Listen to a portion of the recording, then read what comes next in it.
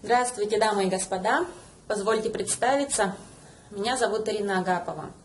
В предисловии я хотела рассказать немного о себе. У всех в детстве есть мечта. У меня тоже была мечта.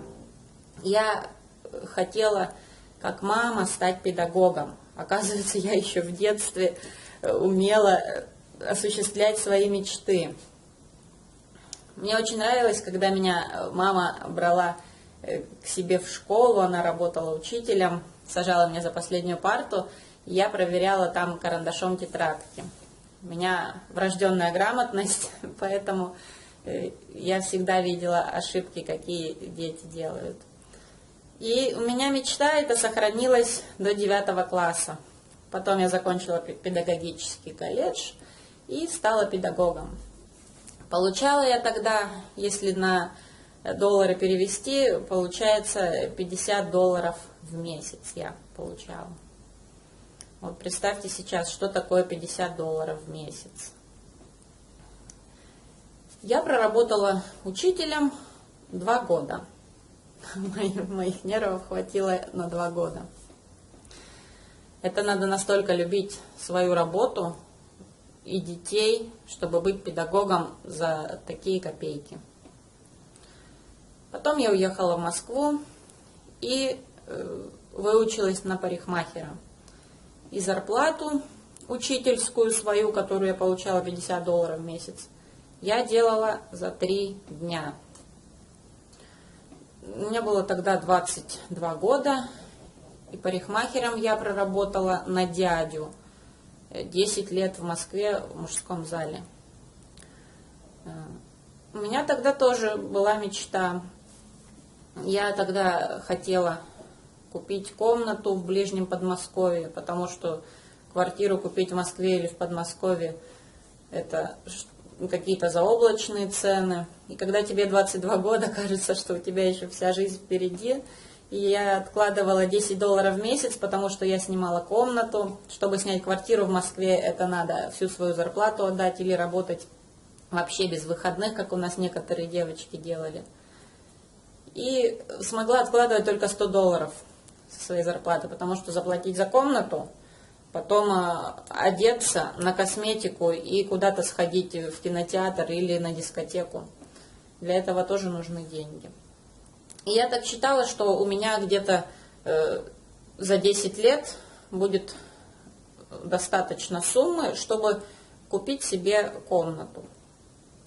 Прошло 10 лет. Естественно, комнату никакую я не купила, потому что те деньги, которые я откладывала, их съедала инфляция, цены росли. И не получилось. И 5 лет назад мне в одной социальной сети попался один проект.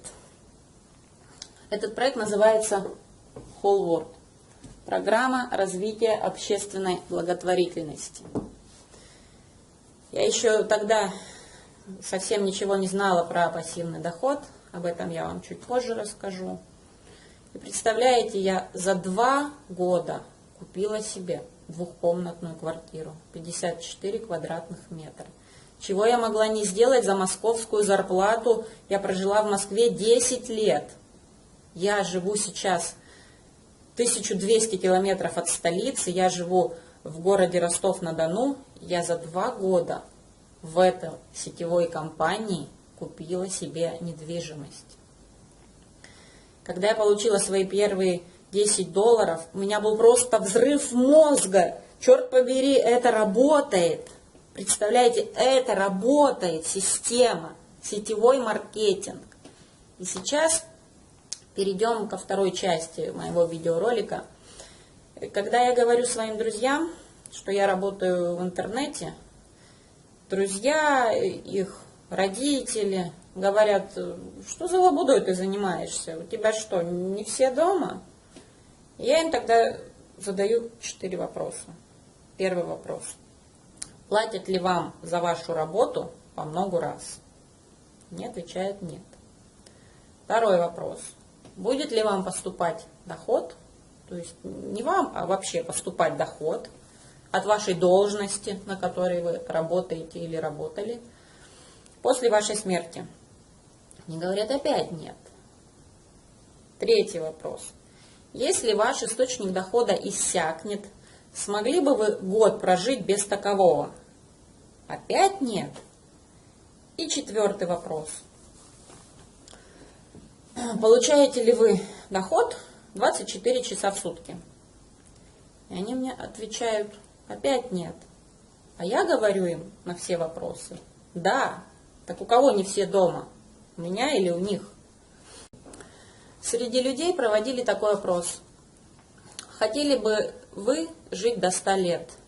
И 85% людей ответили нет. Потому что у них много болезней, они не могут себе обеспечить счастливую старость, им надо оплачивать за коммунальные услуги, им надо за лекарства платить и вообще что-то кушать. Не хотят люди жить до 100 лет. И рассмотрим, что такое пассивный доход. Правильно называть его резидуальный доход.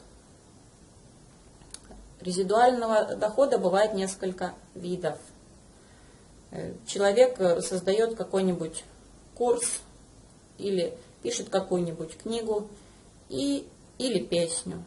И ему идет доход даже после его смерти. Потом, если вы сдаете какую-то недвижимость, и ваш доход за эту недвижимость превышает расход, то это тоже резидуальный доход. Есть также акции, ценные бумаги. Но если вы не миллионер и не можете инвестировать и купить облигации, ценные бумаги, то нужно заняться сетевым маркетингом. То есть при небольшом вложении в какой-то проект, который уже себя зарекомендовал несколько лет, который хорошо стоит на ногах и можно ему доверять, вы строите в нем структуру и получаете от структуры пассивный доход 24 часа в сутки. Даже если вы занимаете хорошую должность на работе и вам платят очень-очень много, это все равно не резидуальный доход, это не то.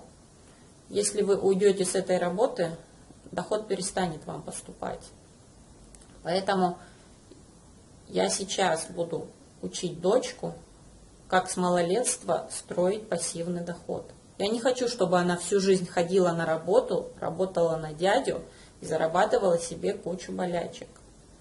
Чтобы потом в старости работать на лекарства или всю пенсию отдавать на лекарства. Я так не хочу. В школе этому не учат. И в институте этому не учат. И даже при приеме на работу это не говорят. Поэтому мой вам совет. Проект Whole World. Проекту 4 года. Работает с 2011 года. Я построила структуру за 2 года. В сетевом бизнесе, если год-два поработать, то можно выйти на хороший доход и заниматься, семьей заниматься, ездить в отпуск, туда, куда хотите. Разбогатеть здесь можно очень быстро. Если вы говорите, что у меня нету времени, потому что я работаю сутки через сутки, или я работаю по 12 часов в день, и мне некогда заниматься сетевым маркетингом, а время у вас есть работать на дядю, вы никогда ни на какую недвижимость хорошую, ту, которую вы хотите, ваша мечта, вы не соберете. Мне очень жаль, что многие родители, когда говорят ребенку, вот ребенок говорит, я хочу вот такую машину в детстве, или я хочу вот такой вот роскошный особняк где-нибудь на берегу моря. И они что говорят? Можно прожить и без этого. Или купи себе губозакаточную машинку и закатай свою губу обратно. Очень жаль, что так родители говорят своим детям. Нельзя так делать. Дети должны уметь мечтать. И взрослые должны уметь мечтать, ставить цели и осуществлять их. Поэтому желаю всем резидуального дохода. Прислушайтесь к моему совету. Я думаю, что я очень много открыла глаза людям, которые посмотрят этот ролик. Желаю всем удачи и приглашаю вас в свою команду. Помогу. Всего доброго.